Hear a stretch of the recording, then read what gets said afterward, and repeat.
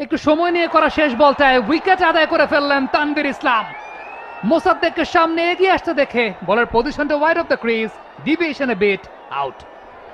9 over শেষে ঢাকা 38 উইকেটে। আপনি জানেন এই বলটার পর একটা স্ট্র্যাটেজিক টাইম আউট আসছে, আপনি এই বলটা পার করে দেন, এরপরে তো আপনার কোচটা আসবে, সব খেলোয়াড় আবার মিলিত হবে, আর নতুন করে আপনি পরিকল্পনা করতে পারবেন। কিন্তু না, মোসাদ্দেক হোসেন সৈকত বেরিয়ে আসলেন এবং বিগ শট খেলার জন্য বেরিয়ে আসছেন তাও না, বলের ধারে কাছেও তিনি ছিলেন না।